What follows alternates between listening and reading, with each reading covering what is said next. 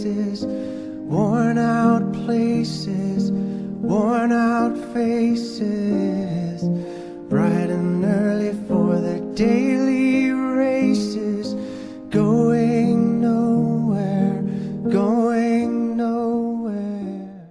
Hello, everyone. Welcome to another episode of Film Seizure. I'm Jason Oliver. I'm Jeff Arbuckle. And today we have for you what I think was almost probably an instant cult classic.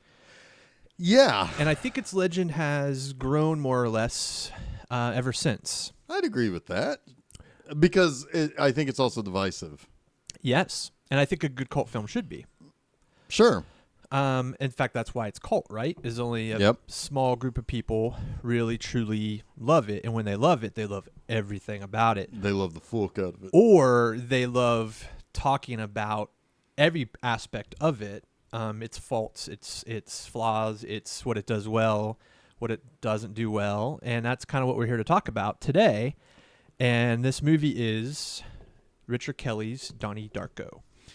Donnie Darko, yeah. Hey, Darko. Yeah, what's great about this is, as you mentioned it, that you can't just call him Donnie. You can't just call him Darko. It's always Donnie Darko. It's always Donnie Darko. It's the Peter Parker syndrome where it sounds too good not to say the full thing. Yeah. Even at the end, a little kid says Donnie, and then immediately is like, why wouldn't I say his whole name? Donnie Darko. Yeah. Yeah, like that kid, like it's like he can't stop from saying his whole name. It's like the universe must make you say the full name. Yes. Yeah.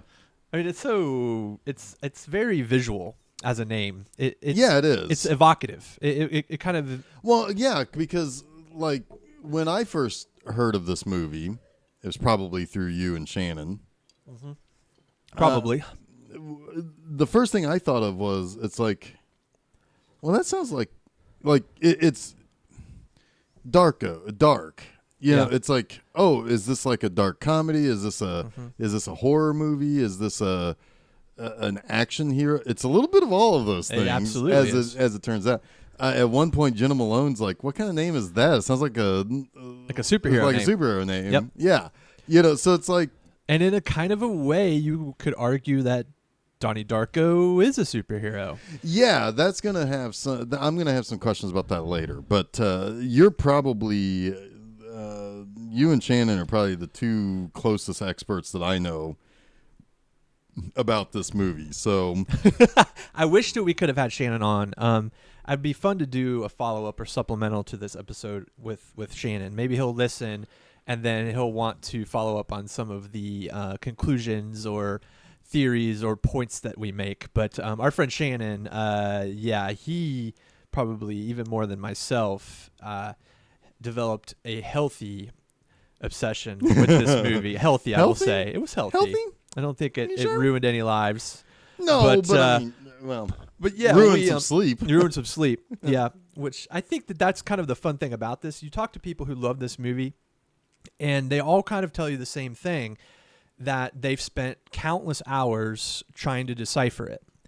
And in that way, it feels almost like a David Lynch film, where you look at a movie like Mulholland Drive, which is sort of the same thing. It's this puzzle that maybe doesn't have a solution, right? But the fun in it is trying to figure out what it all means. Right.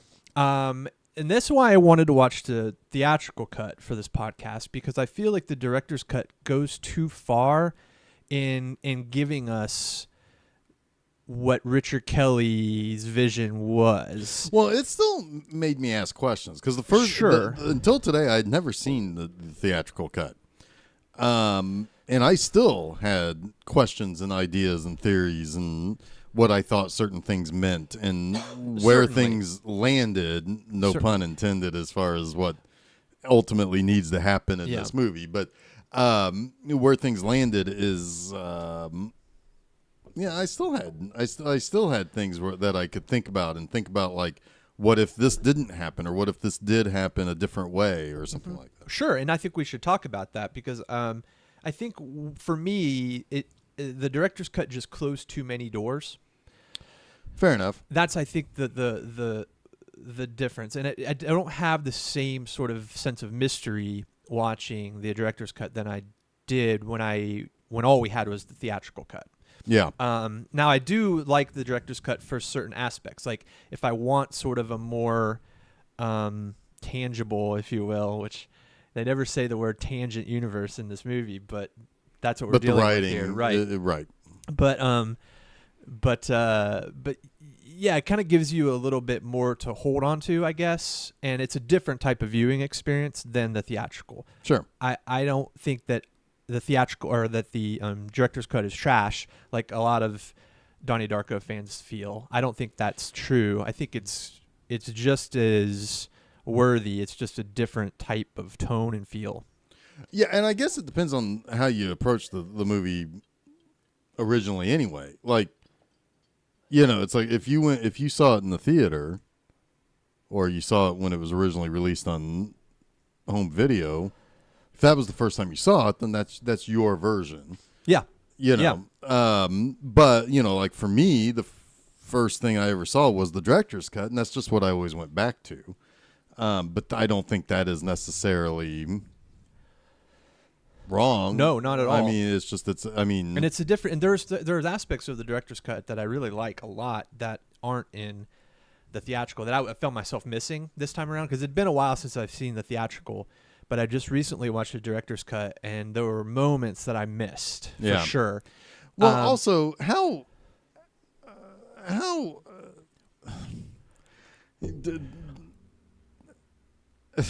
I'm looking at you. I'm like, I'm trying to help him, but what is he going? Where's he going? Where are you going?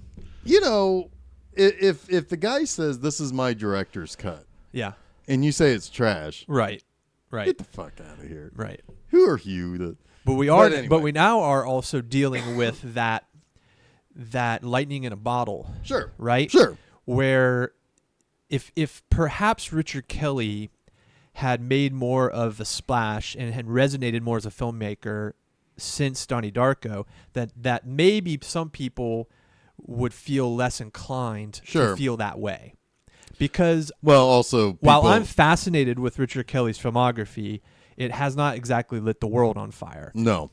But it's interesting. But I think a lot of people are more emboldened to say, oh, well, you give him free reign to do whatever he wants, it's going to be garbage. Look at the director's cut.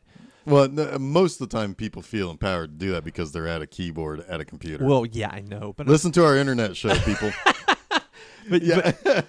but I want to give those people some benefit of the doubt. I guess. But and then trash is probably the wrong word. I don't know anyone. Oh no, I've seen that. I've seen that. Well, that sucks because there's still a really good movie in there.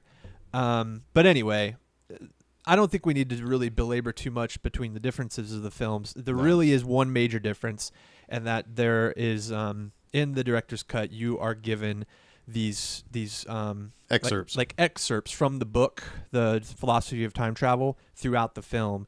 And they come at points in time where you are learning something new about Donnie's ability or what's happening next. And some of these characters are like the manipulated living, the manipulated dead, the living receiver, which is Donnie. And the whole point is that there's this artifact that is in this tangent universe that came from the primary universe, and it shouldn't be there. And unless it's removed and set right, both universes will collapse upon each other, and oblivion will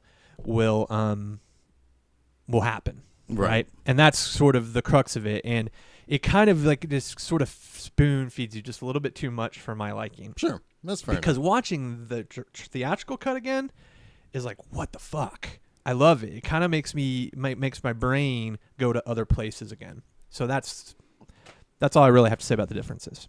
Also, we had stacks and stacks of acid. Yes, so much acid. Everything is melting right now. But I think what I said before we started recording, was that I think this movie is less about what everything means and more about how everything feels. Yeah, I want to talk about feel. Okay. When I was in my early 20s, I was working at a video store, the video store that we met at. Yep. This was before you had worked there. So I was 20, 21, somewhere around there. And my oldest brother, he would always make sure that he had all of the classic Universal horror movies at the store. He liked them. I watched some at one point in the late 90s on Sci-Fi Channel during the month of October. Really dig the atmosphere of those movies. If you ever listen to me talk about one of the old Universal movies on Monster Mondays, I always bring up atmosphere. Mm-hmm. Those movies are dripping in atmosphere, almost so much so that as long as the atmosphere is right in those movies, the rest of what's going on in it don't matter. It doesn't matter whatsoever. It's just it's those are classics because of the atmosphere it built, the fog, the gothic tones in some of those movies and so on. So when I was in my early 20s, October 1st would roll around. If I'm working in the afternoon that day, I'm popping in. I've got a stack of Universals that I'm popping in and watching while I'm doing my work, or whatever. To a certain extent, I still do that today. I purposely find movies to watch during October or watch things in general that give me October feeling. Yeah, for sure. And this is one of those movies. Yeah. I cannot watch that movie without thinking about Halloween. Mm-hmm. It's a movie that ends on October 30th.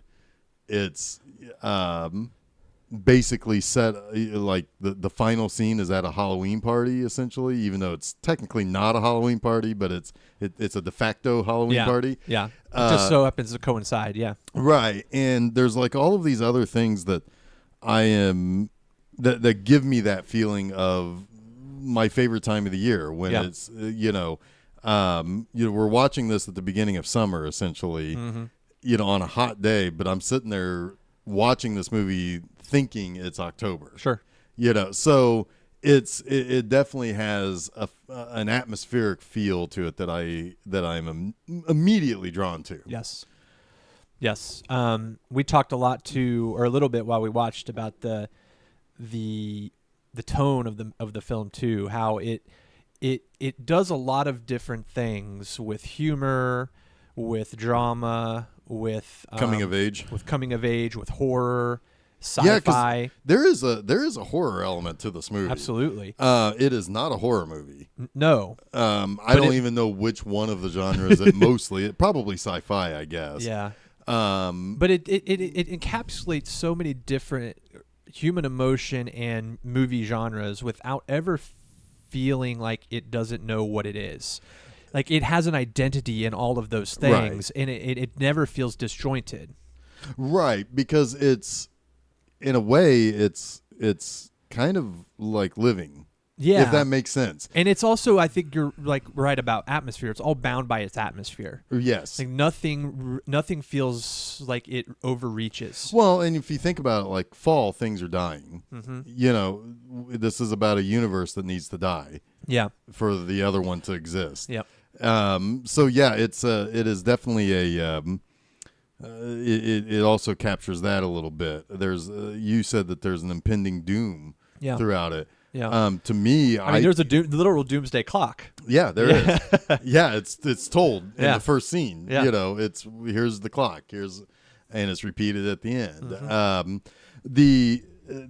But also like I was saying, I kind of think of it like as neat as seeing images from the Hubble telescope. It's like here's the first image of a new planet that's nearby, and or here's a really good high definition image of Saturn for the first time ever, or whatever, right? Or capturing a black hole. All of that is terribly fascinating to me. Astronomy is terribly fascinating to me. I don't want to be in space ever. Right. And that's one of those things. I know a lot of people who are terrified of the thought of being in that much of a vacuum. Yeah. And the funny thing is, it's almost like reverse claustrophobia, but not agoraphobia either. It's right. It's different. It's like this Venn diagram in the middle of both of those things. But it's also how very little needs to go wrong, and you're instantly dead. Right. Even if you can survive for a little bit, there is no fixing. It's a lack of control. Right. Yeah. It also makes you feel small. Yeah. It also makes you feel unimportant. Yeah. all those things that human beings in general fear Right. are encapsulated, And magnified. Yeah, Yeah. and magnified, right? Yep. And there's nothing bigger than space, Right. Yeah. Yeah. But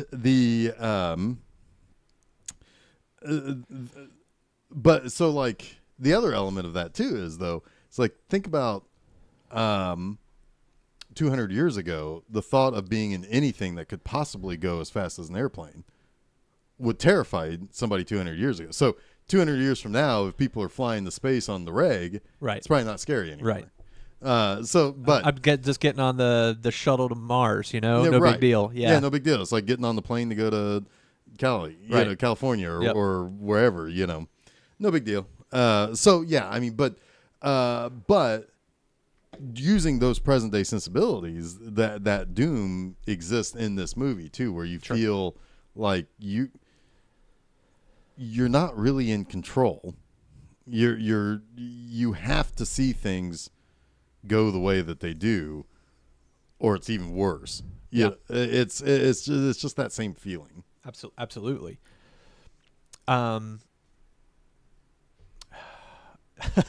So yeah, I think the first time I saw this movie was I believe Shannon and I downloaded it. Like, it might have been one of the first movies we illegally downloaded because it was out in theaters. I think it had premiered at Sundance, I want to say, and we had seen a trailer for it, and we were immediately obsessed with the trailer.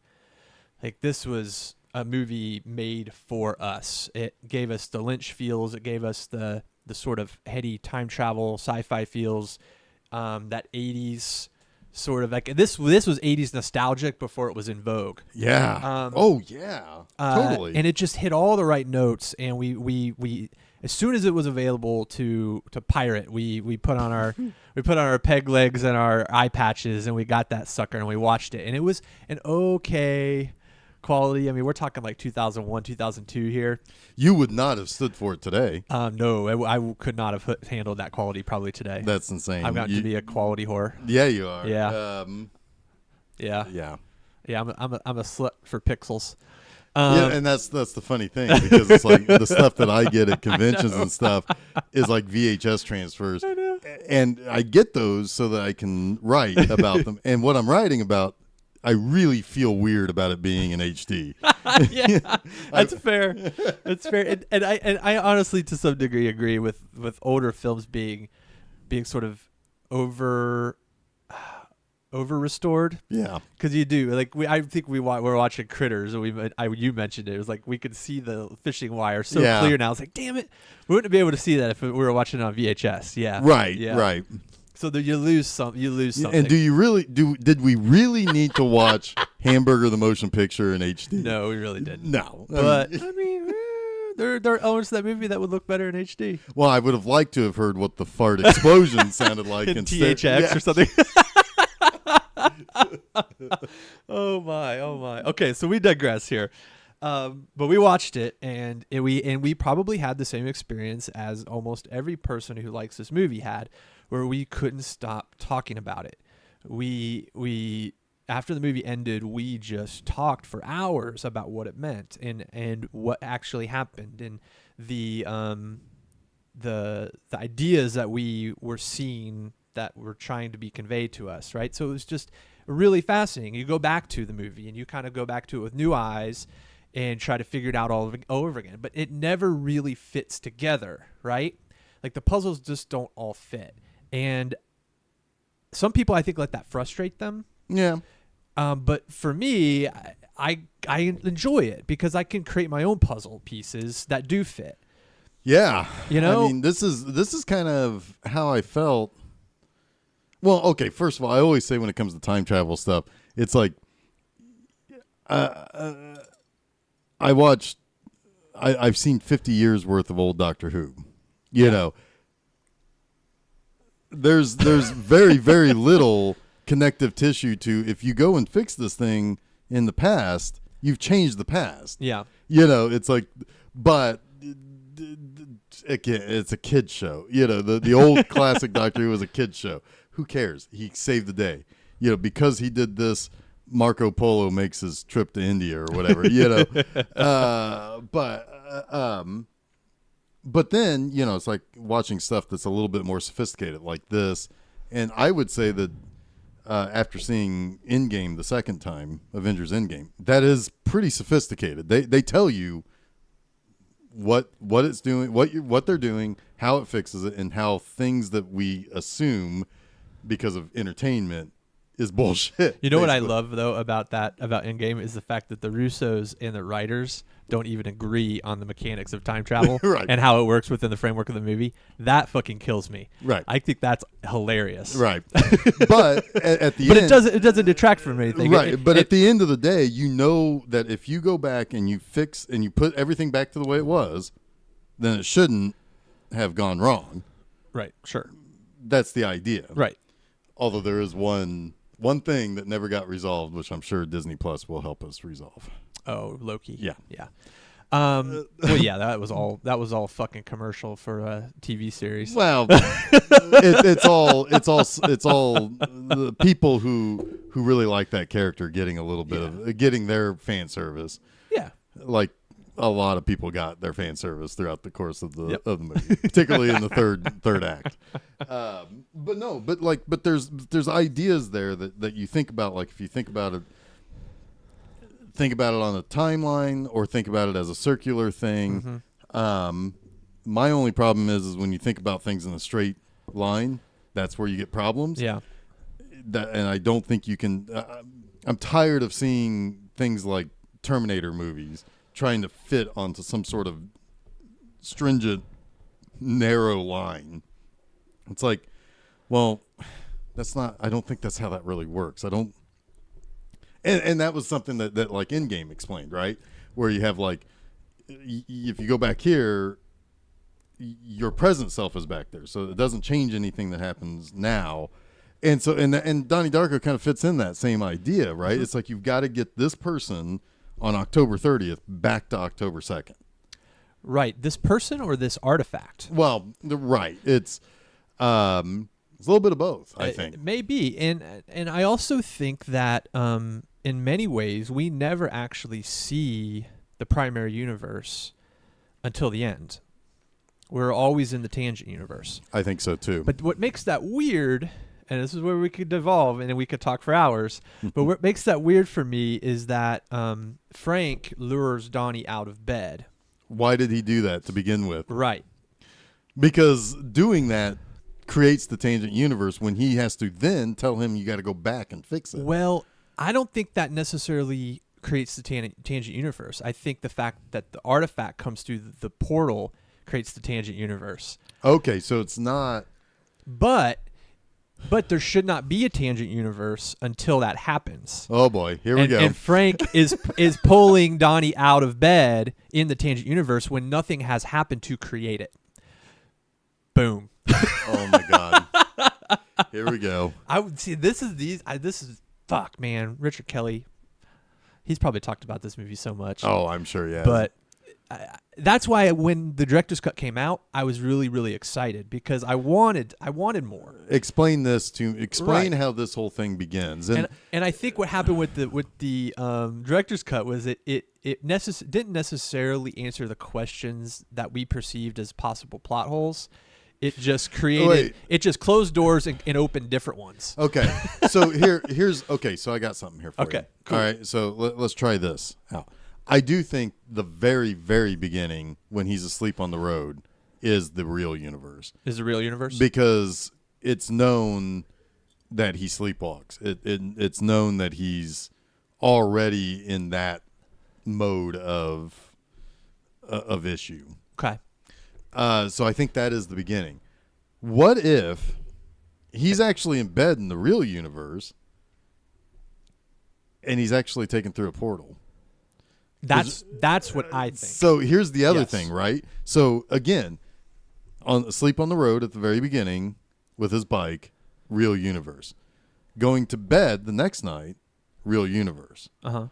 He wakes up and he gets called away by a voice. Right. May not even be Frank. It may just be a voice. It may just be whatever gets him to sleepwalk. Pulls him out of bed. We see the moment where it does that camera move, and you don't see him, and then when the camera comes back, the door's closing. He's gone through a portal. Yeah, I think. I think so too. I think, and now he's in the wrong universe, right. And that exchanges him for the artifact. Yeah, yeah, absolutely. It's like an exchange of matter, right? And maybe he is the.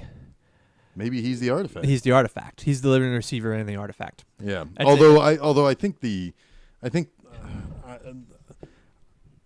I kind of think that the director's cut tries to tell you that's not the case. I think so too. I think they're saying that each thing has to be. I think the engine is the artifact and he's the living receiver, and that would imply though that he is the tangent Donnie, which I don't like.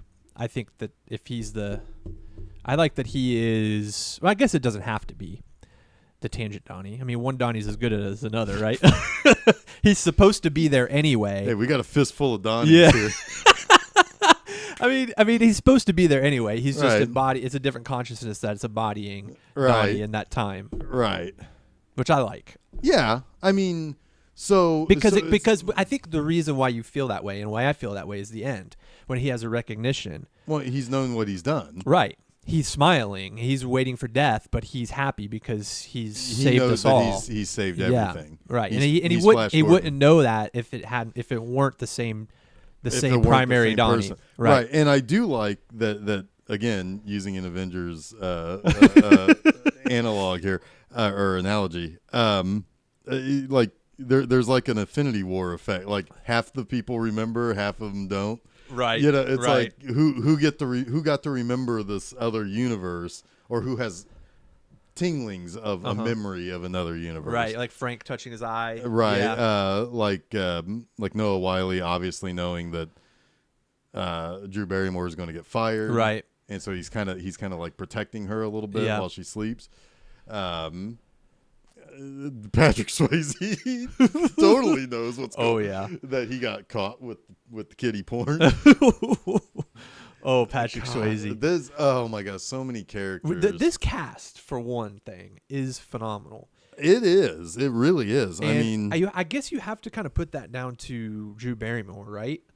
She was the executive producer. Yeah, and it was, I think, funded a lot of this movie. It was on her production company. Yeah. Yeah.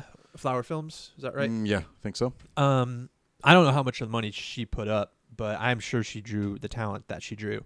Yeah, it's like, hey, I've got this really cool idea. Richard Kelly is nobody when he makes this movie. Right. It's like, I came across this really cool idea. You want to do this thing? Yeah. And who doesn't want to be in a really cool movie, even if it doesn't work? Yeah.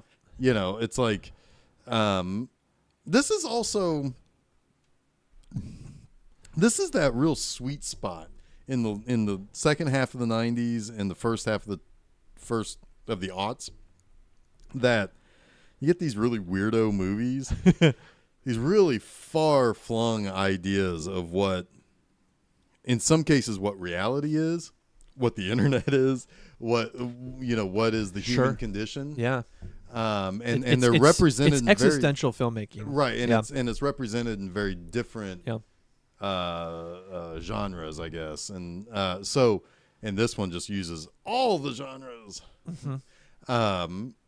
But anyway, it's I mean, it hits that really sweet spot where it's like year after year, like when it's not summer or Christmas time, you just got weirdo movies coming out. You know.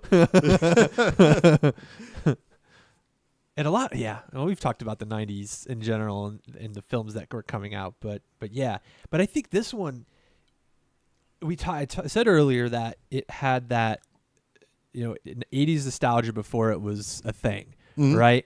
And not only that, but it really grounds itself in the music, and in a very specific type of music in the 80s.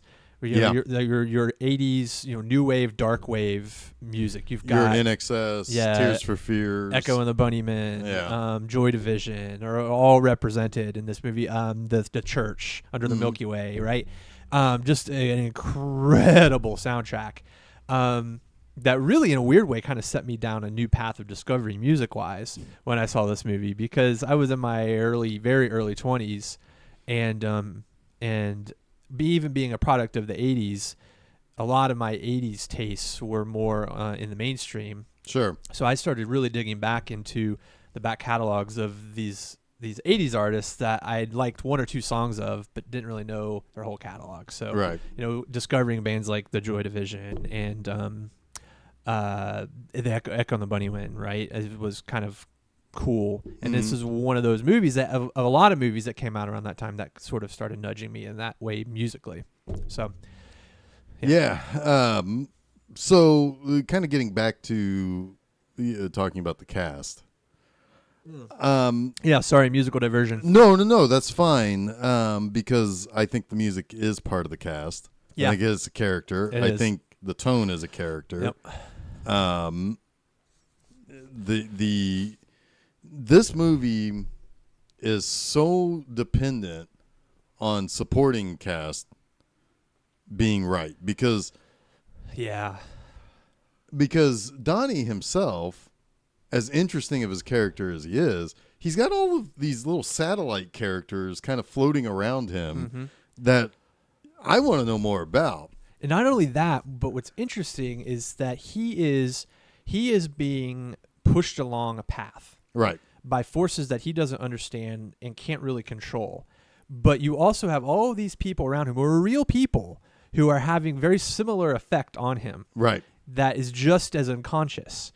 And a lot of this movie is about, what decisions do we make for ourselves and what are we conditioned to do by fate or by God or whatever, right? That actually, I have a question about that later, but yeah, no. But the characters really do play a huge part in that, in Donnie's world, that they're all orbiting him and he's orbiting as well. Right. It is very nucleus, maybe nuclear, in the sense that everything is kind of rotating around itself. There's no Donnie Darko is the name on the box, and he is the guy who has the thing to do. But he's not really any more important than any of these other pieces that make up this kind of universe. Yeah, in a lot of ways, he's sort of the one just kind of being manipulated by everything. Yeah. And being, he has sort of his destiny that he's going to have to fulfill whether he likes to or wants to or not. And he's sort of contending with that while also making peace with the people that are meaningful to him. Right. Because there's some really, really good scenes with his parents. Yep. As I had mentioned, that there's a great scene with his dad that's not in the theatrical, but you probably remember when they talk on the picnic table and his dad just tells him, basically gives him the message of just make your own choices in life. Yeah. Right. Well, and so Donnie is a troubled teen. He is right at that beginning of where troubled teens were becoming kind of known, right? Right. Where it's the disturbed youth. The disturbed youth, where it's like, well, we got to send them to a doctor. We gotta push the pills and all of this. It's the birth of the helicopter parent, right? And it's not really well known what any of well, we'll just up his dosage. Well, the dosage wasn't really working to begin with. Right. Are you sure that's the right thing, right?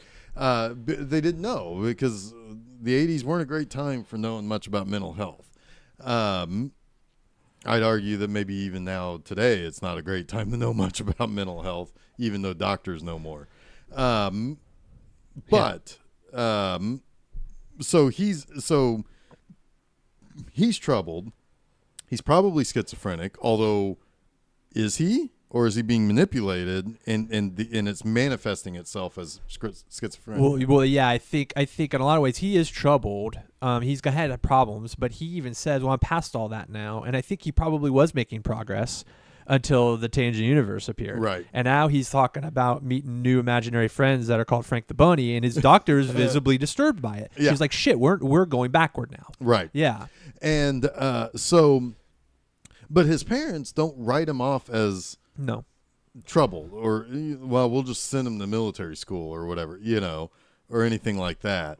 They're actually devoted to him. Yeah. And even though she doesn't really show it, his own sister is pretty devoted to him being happy, and You see a real, actual good family in there, even though there is trouble around it. Sure. It's still a good family. They sit at dinner together. You know, it's real easy for a troubled kid to be written as the kid who just wants to eat in his room. Yeah. You know, they have their normal sibling outbursts Sure. of fuck ass and suck a fuck, you know? What's a fuck ass? What's a fuck ass? But no, it's, but I mean, like, that stuff that's the family dynamic, right? Yeah. You know, but so this movie's really good at not just saying, well, by 1988, Roseanne was on, so and Married with Children was on, so we'll just make them dysfunctional. Right. It's actually a real family. Yeah. I mean, it is anti everything that like George Bush and Barbara Bush and Dan Quayle were worried about. Right. You know, it's like, no, we're just, you know, it's like things that you might see, those outbursts and things like that busybodies, and we'll talk about our resident busybody. Yes. But yeah, those people are going to judge, but when they go home, their kids are going to want to do the same thing. You know, so it's like they're a normal family. You know, they have political discourse at the dinner table, but it's not rude or, you know, or anything. It's almost playful at times. But like I'm really impressed that there's so many easy pitfalls that you could fall in with that family, and writing Donnie off as a troubled kid or making him overly dark, no pun intended, but stuff like that is just lazy writing. It's a very smart movie in that sense as far as its characters. Yeah. I mean, you have story arcs that just aren't resolved in what you would expect in a Hollywood movie. Right? You've got little Charita, you know, chucked up, you know. Yeah. Her arc ends with her fleeing Donnie out of the fucking school after he tells her everything's going to be okay. He promises, right? She is gone. She's gone. She's just like, I've never seen a young woman that large run so fast. She's gone. And that's, you know, her life is going to be what it's going to be, right? In whatever universe it is, right? But she's one of those people that Donnie recognizes as being somehow affected by or affecting to him, right? Yeah, and he sees it because I think he's almost having a little bit of an out of body experience in this new universe. He sees that his friends pick on her. Yeah. And it's not fair. She's not really doing anything. I like that. I never really thought about that, but he's more aware of his surroundings. Yeah. Yeah. And he's maybe they're just foreign enough to where he's detecting things that he just couldn't see before. Right. He's got fresh eyes on a new scenario. You know, and like that poor girl is constantly picked on, and yet he never joins in. Yeah. He rarely says discouraging words about people. Right. Except for adults. Yeah. Particularly if they're feeding people bullshit. Yeah, he has no tolerance for hypocrisy or bullshit. Right, which you could probably say there's probably some literary reference that can be drawn from that. And I also think that that's just the youth in general, right, is what makes them so fucking great. It's why most change is generated by young people, because they're the ones that can see that this is horseshit. Right. The rest of us have been inoculated. Well, we had a moment, or we had something happen where it's like, well, I guess this is the way this is going to be. Right. Or we don't have the energy. Or we don't have that's probably to speak up in the way that probably people should. That is maybe not the proper way of doing things. It's also 20 years ago, I had a lot less hypocrisy for where I worked. Yeah. Today, I got to pay rent. Yeah. So I got to find a more political way of saying something. That's why Democrats turn to Republicans. I guess, but like, but at the same time, it's like, I got to find a way to deal with how those things might affect me, make conscious decisions, and I'm just me. You know, it's not even a situation where I have like a family or or anything like that. So it's like, but you're right. It's like he has no room for that shit. But where people are quick to call Grandma Death a bitch out for no reason, he never does. Somebody really ought to write that bitch. That line kills me, man. Yeah, but no, but there's things like that where it's like in the regular universe he probably did those things. Yeah.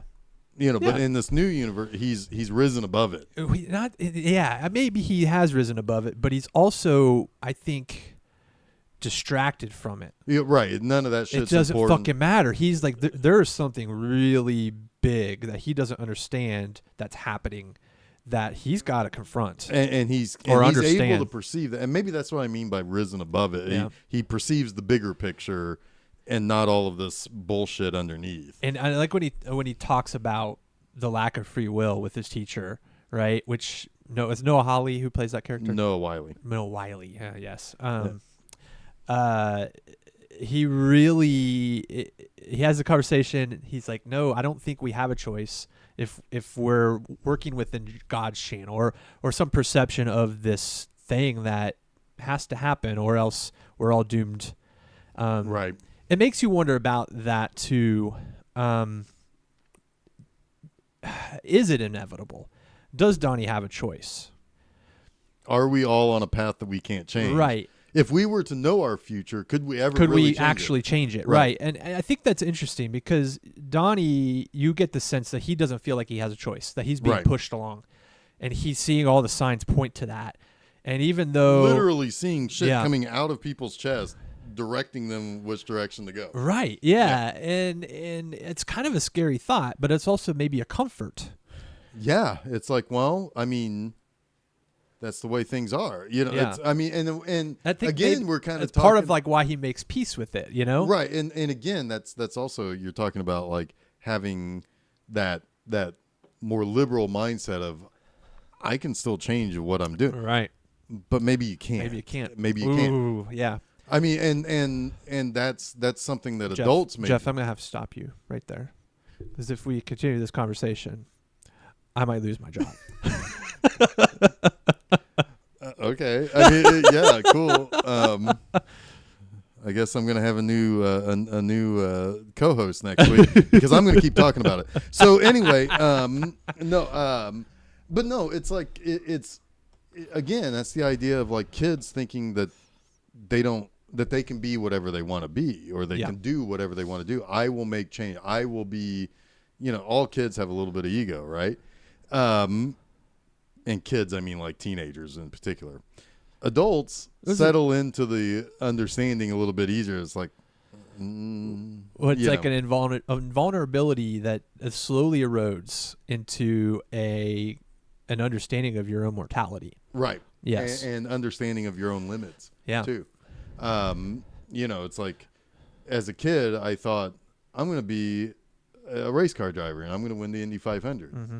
And as an adult, I'm like, I ain't got the money for that shit. Right. That's an expensive career choice. It's easier just to go do something else. Yeah. Yeah. So I got rent to pay. Again, it comes back to I got rents to pay.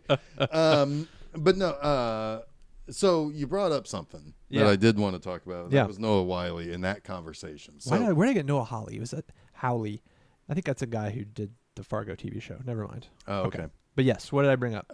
So throughout the course of the first half of the movie, Donnie is learning about his role in this universe-changing event that has to happen. Yes. He's reading more about time travel. I mean, Frank flat out tells him in one of his visions or in one of his visits, do you believe in time travel? And Noah Wiley has given him a book that was written by a former teacher of their school, who is also this whacked out old lady who keeps checking her mailbox for an inevitable letter that she's looking for. Roberta Sparrow. Yes. So lady, what do they call her? Grandma Death. Yep. And so he reads it, and he's full of these ideas. Now he kind of understands what his role is, what's happening, and what's going on. So he goes back to Noah Wyle and he starts asking questions, philosophical questions about changing the path that you're on. And that's where you talk about, like, changing your destiny. And are we on some sort of God channel? Right. That means we are locked in. Right. And that pretty much, unless you do what you're locked in to do, everything's derails, essentially.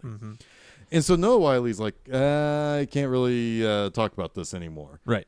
Why? Why is that? Oh, good question. You're a Catholic school. Yeah. And this is a Catholic school. Yeah, I assume this is a Catholic school. Probably through uniform. It doesn't, I mean, a lot of Protestant Christian schools will have uniforms too, but the reason I think that it's maybe a Catholic school is because of the fact that Roberta Sparrow used to be a nun. Oh, fair enough. That connection, I think, maybe makes... And the Graham Greene connection. And the Graham Greene thing, where, Graham Greene was a pretty renowned writer in the early 1900s. And he was kind of paired in with a bunch of other writers like C.S. Lewis and Tolkien as like this Catholic renaissance of fiction writers. And a lot of his stories had sort of dealt with the morality of Catholicism and like the concept of morality from a Catholic lens, I guess, if you will, and what sin is and all of that, right? But yes, the reason why he would have lost his job if he continued the conversation is he would have been talking heresy.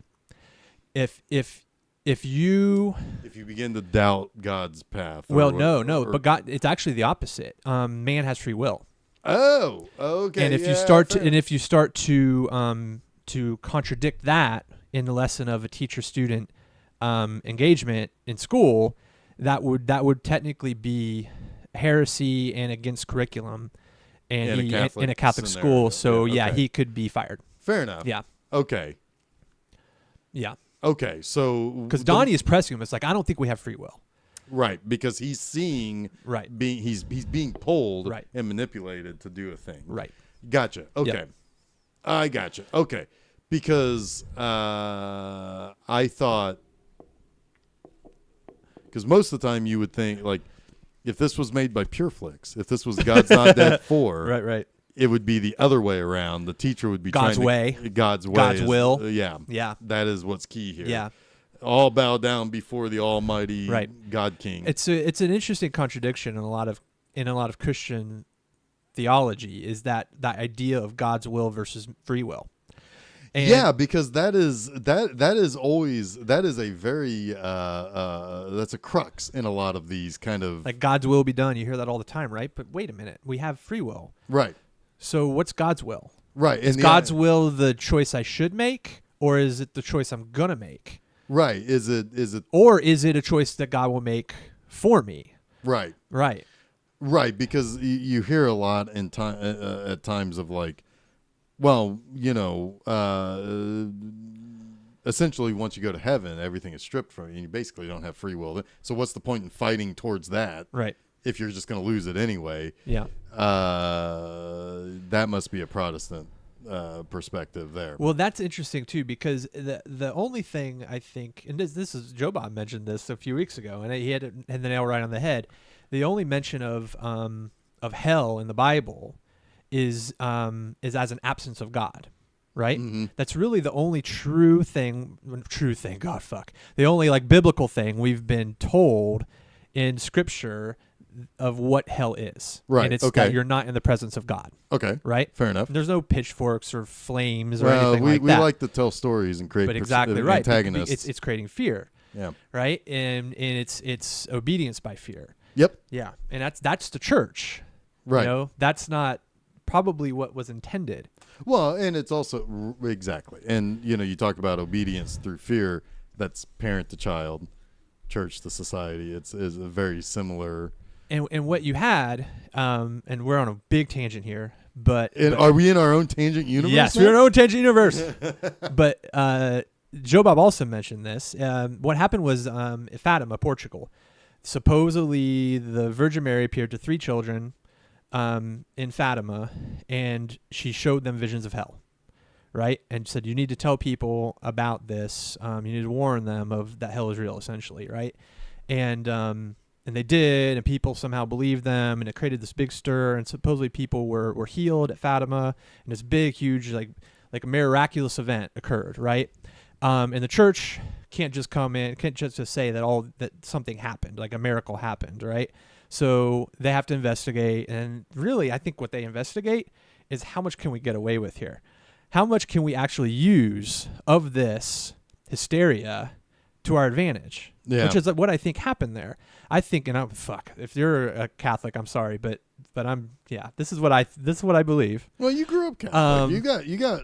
But I'm you sorry. got the floor here. I'm calling bullshit. What I think they saw was an opportunity. They saw an opportunity to further define hell, and define it as something truly horrific that they can put into your head, right? To create more conformity and to drive more piety, if you will, within the confines of their institution. And I think that's a lot of what you see when somebody is declared a saint or a miracle is declared a miracle, right? Is all about reinforcing what they need to reinforce in that given day. And in that time and place within the history of the church. Now I've got a way to bring us back to into our main universe here. Wow. Okay. Yeah. Okay. So, all right. So bring us back to Donnie Darko. He's basically being told that you have to stay on the straight and narrow, or oblivion. Yeah. So it's essentially the same idea there, right? This you can almost say that in a lot of ways, this movie is a Catholic. It's got a lot of dogma in it. Yeah. Oh, absolutely. And agree, because you're right. Death is better than oblivion. Yes. That's why the manipulated dead, in the form of Frank, are pushing Donnie along this path, is because they don't want oblivion. They're dead, but they don't want oblivion. Right. Yeah. Well, because oblivion, the idea is probably wipes out both living and dead. Right. You're the past, present, future, nothing, everything is you gone. didn't exist. Right. Yeah. Yeah. Yeah. Huh. That's deep shit there, man. That's some deep shit. All that acid just kicked in. You melted. I smell purple right now, everyone. I see portals. So anyway,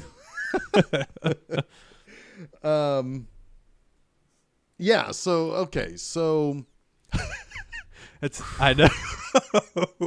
All right. So how much is like? What have we covered here?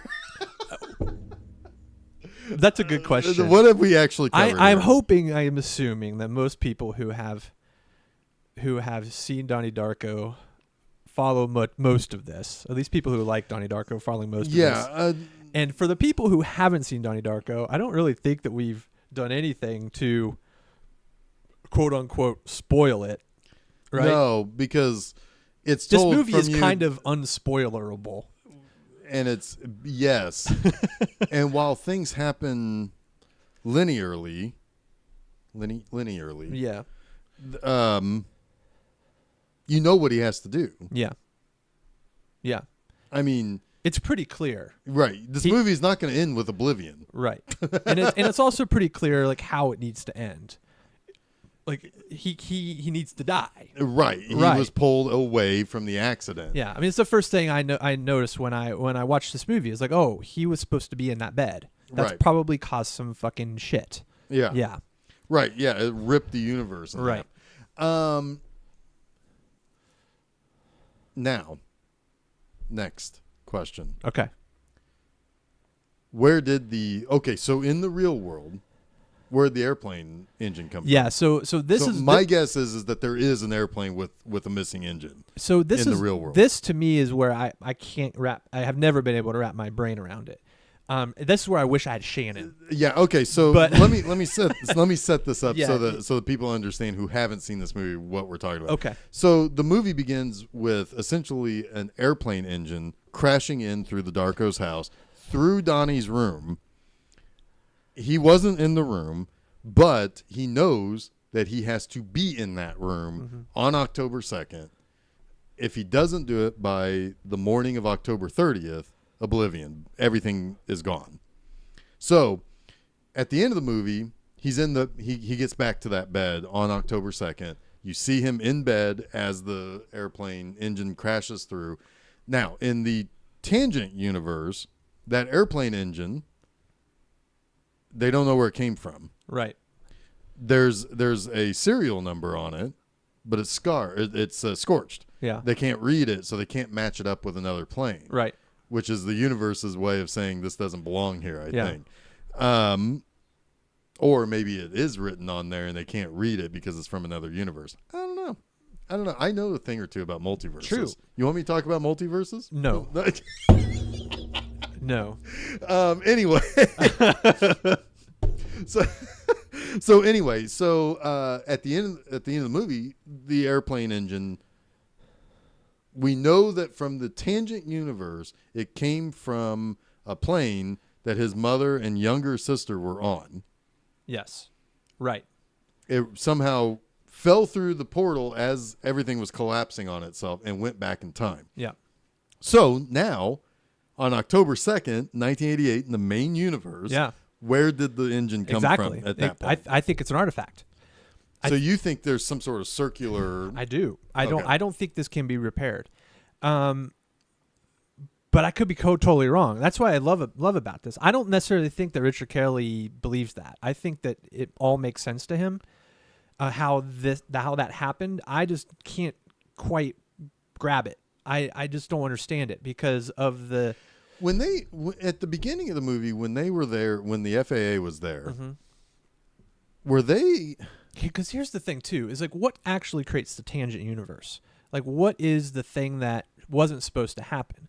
Was it the artifact or was it Donnie not being in bed? It's going back to that earlier conversation we were having, right? Yeah, because I think that's up for whatever your interpretation is. And then if it is the artifact, then it would be something that happened in the future, right? Yeah. That created a wormhole. Like maybe a wormhole just happened to be there. Right, because that is a question that's asked to Noah Wyle. Right. Can't these just appear? Yeah. Which the idea is that scientifically that's probably based on the idea that tiny black holes pop up all over the universe all the time, and then they collapse on themselves. So in the instantly. future, it goes through the wormhole. So you have this thing from the future that ends up in the past, which now creates a Tangent universe, right? Yeah. And then, but at that point, what does Donnie actually do? An engine still comes to the house. What does he actually do to prevent a Tangent universe? Well, it could be that between October 2nd and October 30th, 1988, it's forever looped. That there is nothing before and after that. That to me feels like the correct conclusion. Yes. That it's forever just going to loop around and around and around. So forever Donnie's going to either die or escape, but he has to fix it, so he's always going to have to die. Yeah, it's kind of pointless. Yeah, that's real nihilistic, isn't it? Yeah. I mean, this is a life But of somebody maybe, who has all the power to continue to fix this, but has no reason to live. And maybe... Or no purpose in life maybe beyond that loop has to keep completing itself in order for the main universe to move forward. Maybe. Maybe this is a separate pocket universe or something. Oh, Jesus. Now, see, this is getting more into hyper time, and that's something I don't know as much about. Because to me, it just sounds like a multiverse, but apparently it's different. It could be different, yeah. Yeah, I don't know. This is sort of like Happy Death Day 2, which, oh my God, I just watched the other day, and it's so much fun. It's so dumb, and it's time travel at its dumbest, but it's also just so fucking fun to watch. Yeah. Ah, God, what a joy. Yeah. The great thing is that while I don't necessarily believe that time travel is actually possible, that means you can have all the explanations for how time travel works. Yep. And Doctor Who did all of them. Anyway, no, This is also a sneaky time travel movie because it's not on the surface a time travel movie. No, but he has to get back. But it is absolutely about time travel, which right, is because he has to get back for one, but he also has a spirit guide that's basically telling him, I know how this ends. Yeah. And here's the time you have. Yeah. You know, super interesting. because Frank is what, and then it's also a ghost movie. Yes. It's a time ghost movie. Oh my gosh. Time ghosts. Which technically I think all ghosts are time ghosts. I guess so. They have all mastered time travel. That makes me think of the movie Ghost Story from a couple years ago. Ugh. Oh, I haven't watched that yet. You need to watch that movie. It's a time travel movie too. That's what I've heard. And it's beautiful. Yeah. Yeah. Hmm. Huh. Yep. Yeah. Well, anything. Also, I've been to the future and back, and Shit. Do you know how this podcast ends? No, but I can tell you, I haven't been that far in the future, but I can already tell you what my number one movie of 2019 is. Oh God, yeah, I know. I know. And I'm pretty sure I already also know what number 2 is. Really? Mm-hmm. What else came out this year? Tell me. I'm not going to tell me what your number 2 I'll is. tell you off. All right. tell you off. Well, they all know what your number 1 is. If anyone has listened to the podcast at all, they know what your number 1 is. I've already referenced it. Yeah. Yeah. They're defending champs. How many times have you seen it? Only twice. I'm going. You've only seen it twice? Yeah, but I'm going on Tuesday night to That's see it again. crazy talk. Well, I wanted it to settle in. Okay. You know. Yeah. Anyway. All right. Yeah. It's much better the second time. Even better than. And you saw my face during. I that. did. Yeah. You were very excited. Yeah. Yeah. You were even wet, and you were still excited. I know. Yeah. Take that for what you want, listeners. Draw your own conclusions. Draw Just your like own- Donnie Darko. And we've come full circle back to Donnie Darko. No, this is a movie that every time I watch it, I don't necessarily get something new, but Yeah. it feels new to me. Yeah. Yeah. I know exactly what you mean by that. It's like watching it each time creates an old tangent universe while I'm watching Right. it, that I'm experiencing it again, but it's not. But it's I know everything that happens. Right. I think it's that the movie is intelligent enough to where when you see it again, you attack it with your new intelligence. Like you have grown. You've grown wiser, you've grown smarter, maybe. You know, you've learned things about life. And it's kind of weird. It's like a Terrence Malick movie in that way. It's like every time you go back to it, you get more out of it. You have dropped some names and stuff. It's like, dude, you are such a snob. I'm man. fucking on fire, man. Oh my gosh. No, but you're right. I think that There's something lyrical about it. yes, it is, but it's all those things. It's the soundtrack, it's the setting, it's the tone, it's the people, it's the characters, it's the watching it 15 years ago for the first time, or whenever, 15, 16 years ago, whenever that was when I saw it the first time. And watching it now, I don't like Drew Barrymore's character. I don't either. I think she's actually puts in a really bad performance. Well, but it's not even that. Yeah. It's like her arguments are.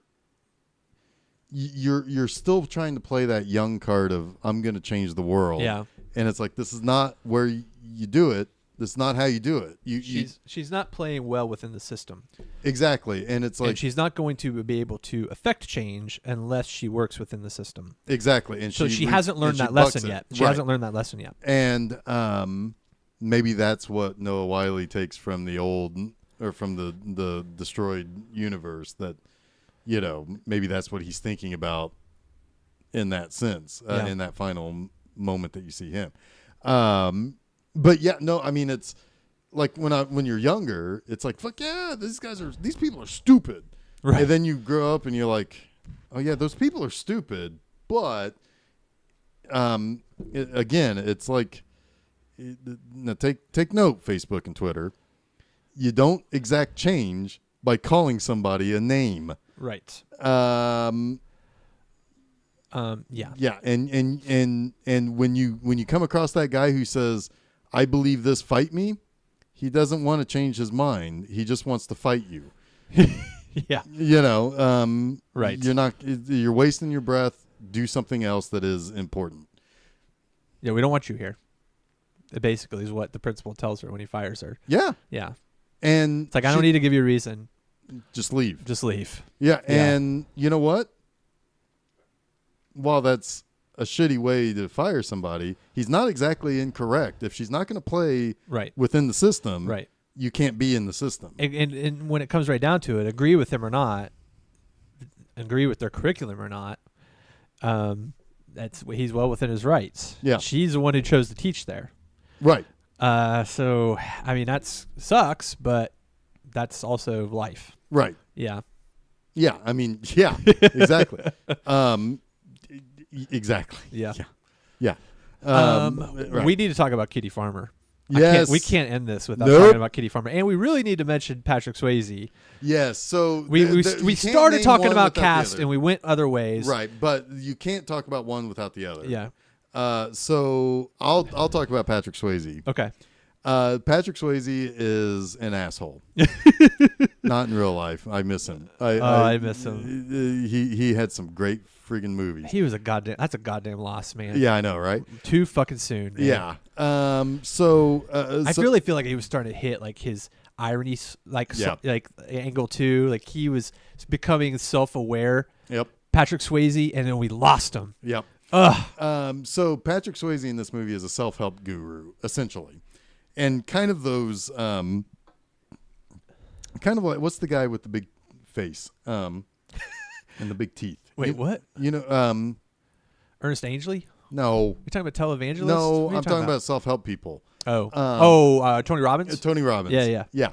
All I can think of is when he showed up on Family Guy and he eats Peter because he has such a big face and mouth. Anyway, so he's kind of like a Tony Robbins. Like he's peddling this really kind of really thin philosophy. Oh yeah, super thin. Of everything is on a spectrum of fear and love. Yeah. Fear and love are the opposites that all people feel is the deepest and the highest. That's not true. No. I don't even think fear is an emotion. No, it's a physiological reaction. Right. Yeah. Hate is the emotion that's the opposite of fear. Anyway, but hate and love, you mean? Yeah. Or that's what hate and love. Yeah. Yeah. Yeah. Yeah. Fear and fearlessness are the Sure. Yes. Bravery is not an emotion. No, it would be fear and fearlessness. Oh, that's true, because bravery, you can still be fearful. And a brave person should be fearful. Yes. Yes. Wow, we're getting deep. So anyway, he's peddling this kind of bullshit philosophy that everything must lead towards the path of love. And he has these really badly produced like infomercial like tapes. The boom mic right down in the frame, and this is where you get into the comedy of this movie. Yes. Because it's so over the top. It is a satire of those self-help videos that were just being churned out in the late 80s and 90s. And like some women are eating it up. Because he's fucking Patrick Swayze. Yeah, but they're like eating up his philosophy. Like they are just buying in. And then you have the other housewives who just think he's sexy. Right. Which cracks me up. And then there's some who are just like, this is horseshit. Right. Yeah. Mary McDonnell is she's just the one who just doesn't get it. Yeah, it's like, she's whatever. Like, what the fuck do you like? This one crazy friend I have, it thinks everything he says is like Jesus Christ, and this lady just wants to fuck him. Right. You know. And I'm just trying to help my son. Right. You know. You can see how Donnie Darko is who he is though through his parents. Yeah, for sure. But one person particularly at the school that buys in and actually worms him into like the administration of the school. He's like the MC at their events, and he's in the fucking physical education curriculum. Like she got him in the curriculum. Yeah. Yeah, it's hilarious. And so that brings us to the other half of this equation. Kitty Farmer, played by Beth Grant. Boy, Beth Grant, she's something else. You see her in every goddamn thing. I mean, her filmography is just insanity. Just this little character actress. Little character actress. She's usually plays a character with a little bit of spunk or even a little bit of just like that grating kind of character, right? That is just, this is just enough, of you. I've just had enough of you. She's kind of plays that lady. But in this, she's a little bit of both of those things. She's your typical small town busybody. Yes. God, she had a cameo of Flatliners. That's funny. But yeah, she shows up in a lot of stuff. And old Kitty Farmer, she's at the center of this movie. Yes. I mean, she drives a lot of the forces in this movie, and the decisions that Donnie has to make to drive the timeline of this universe directly affect her as well, right? So the whole thing, like with her, kind of the moment that's meaningful to the plot is when Donnie burns down Jim Cunningham's house. Yeah, he takes down Patrick Swayze's mansion. Yeah, it's because he happens to live in the same town that the school is in. Right, and what needs to happen is not necessarily his house get burnt down, but that the authorities discover Patrick Swayze's Jim Cunningham's kiddie porn dungeon. Apparently, he's been producing kiddie porn out of the room in his house. So they arrest Patrick Swayze. Now, what this means is now Kitty Farmer, because she is so wrapped up in her identity is so wrapped up in Jim Cunningham, she just can't allow herself to believe that these accusations are true. So she's going to be at the arraignment for Jim Cunningham and be his support. It's almost like the fucking woman in the Ted Bundy, right? Who just is so blinded by this man's charisma that she can't believe that these things are true. So because of that, she can't take Sparkle Motion to California. And now this is going to lead to another tangent. Right. So because of that, she can't take Sparkle Motion to California. They are going to get on a plane and fly to California so that Sparkle Motion, the dance troupe that she coaches, of which Donnie Darko's little sister is on, they're going to be on Star Search. And none of the other moms can take them. She can't take them because she's got to be by Jim Cunningham's side. So she goes to Mary McDonald, Johnny's mom, and asks her if she can go. Well, so Donnie's mom and Kitty Farmer don't have the best relationship. No, because at one point, while they were doing one of the Jim Cunningham exercises, she's like basically tells him, it's like, here, you've got to read this thing and you got to put it on the spectrum between fear and love. And he questions it. It's like, there's more to life than these two things. Right. It's, there are other circumstances. Right. There are things we don't know. And there are things that's like, who cares if you make this choice? That doesn't make you, your life is not ruled by that one choice. Right.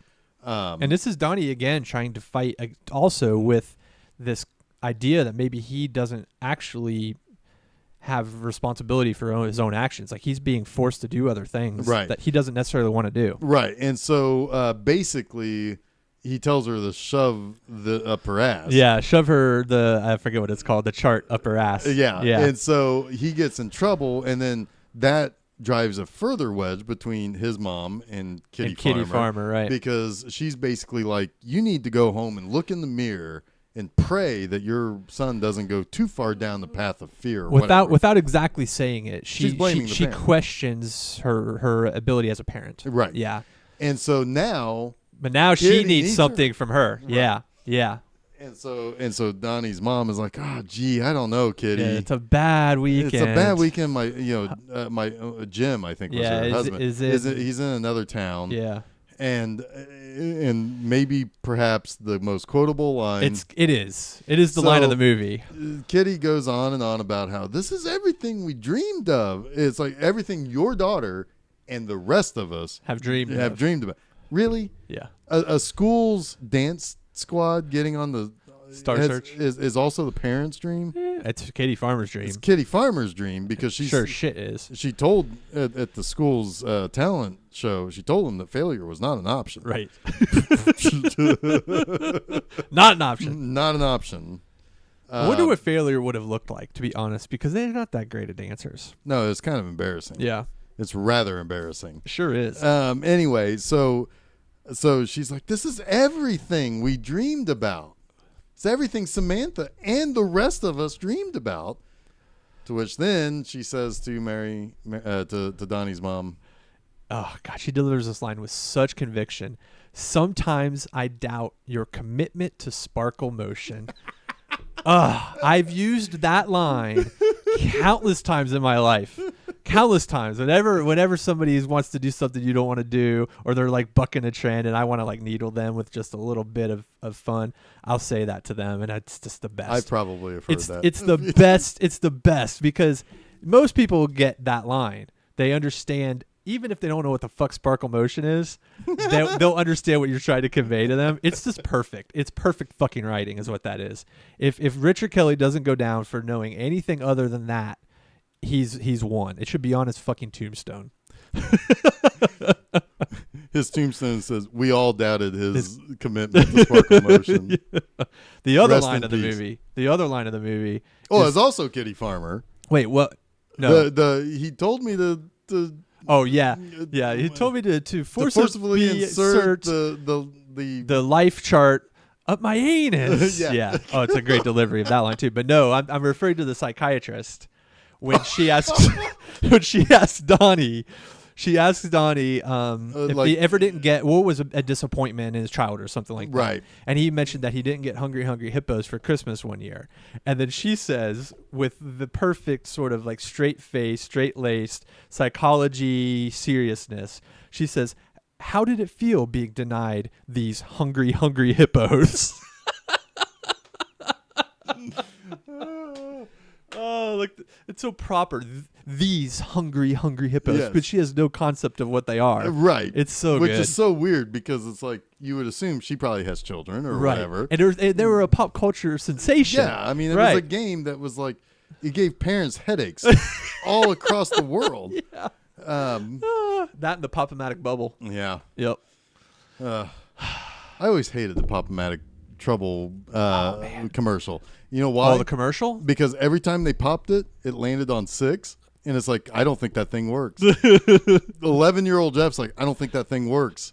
It's a weighted dice, man. Yeah. Weighted dice, bro. Anyway. Final thoughts on Donnie Darko. I know we could probably carry on for I could. 3 more episodes on this. I think I've gotten most of what I need to get out. Some other things just anecdotally about, not even anecdotally, just about Richard Kelly. I was watching the director's cut a couple days ago before we're recording the episode, before we watched the theatrical, and I really was kind of overwhelmed with this Twilight Zone vibe from it as well.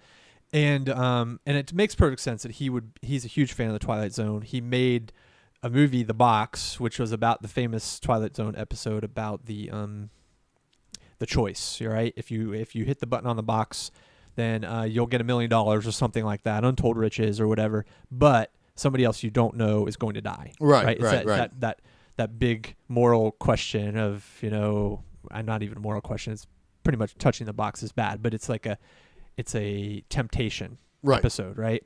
Right. He made how far does your morality? Right. He made an overblown movie, fleshed out movie of that episode, and it's honestly pretty interesting. It's not a great movie, but it's pretty fucking interesting.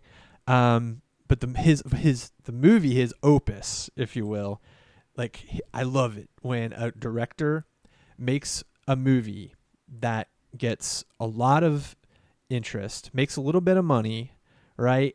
And is kind of like an instant cult classic, and then some studio decides that they can do whatever the fuck they want next, right? And they just swing for the fences. Well, that's what Richard Kelly did with Southland Tales. I had never watched that, and it is one of the most spectacular failures I've ever seen. It is in its own goddamn league of movies. There'll never ever will anyone make a movie like it, and I love it. And it would not have been possible if not for Donnie Darko. But Donnie Darko is a far better movie. And one day we have to talk about Southland Tales. And for that one, I absolutely have to get Shannon on the show. Okay. It has to happen. Okay. Well, next week. Oh my God! So if I talked a lot this week, I get to make up for it next week. A week ago we had All the Colors of the Dark. Yes. This week we have Donnie Darko. Yes. Next week we have The Dark Knight himself. Yes. 1989's Tim Burton's Batman. Batman. Batman 89. Batman. Batman 89. The only thing that existed in 1989. Oh man, I'm really excited to watch this again. It's been a little while since I've seen it. Oh, so good. I'm super, super excited. This is the movie that tells me that Tim Burton has fallen very far from his... I have a feeling we'll talk about Mr. Burton a lot next week, and we should. Yeah, I think we should. Because But there are some other Burton movies that we need to hit along the way on the podcast as well. But sure. But this is our first Burton, right? Yeah. Yeah. And this is probably the best place to enter. I think so. Yeah. Yep. So that's coming next week. But where can people get that episode? Well, do you like Facebook? Do you like YouTube? Do you like iTunes? Do you like Spotify? We're on all Google those Play? places. We're on Google Play. Tune in. Really, you could just, honestly, it's kind of cool. If you type in Film Seizure in your Google box, you'll probably find us pretty quickly. You'll probably find an episode somewhere. Yeah. Our website's really the best place, though, because go to the website. Everything that we've ever done, Film Seizure related, is there, including Jeff's Monster Mondays. Some of our written reviews are up there as well. It's really our home base and the best place to kind of discover all things Film Seizure. But you can like us on Facebook and follow us on Twitter. We are pretty active in both of those places as well. So please do give us a listen some more, because you're listening to this episode, and thank you for that. Yes. Thank you for listening to our rambles about tangent universes and various multiversal I wasn't situations. expecting to go so deep into the theology. That was fun. Yeah, that was pretty good. That's pretty good. We're full of surprises. Full of sometimes. surprises. Yep. So until next Wednesday, when we'll talk about Batman. Batman. I'm Batman. I'm Batman. No, I'm Batman. I'm Batman. I'm Batman. I'm Batman. Anyway, Who are you? I'm Batman. And I'm Batman. And you have been listening to Film Seizure. And I find it kind of funny, I find it kind of sad. The dreams in which I'm dying are the best I've ever had. I find it hard to tell you, I find it hard to take. When people run in circles, it's a very, very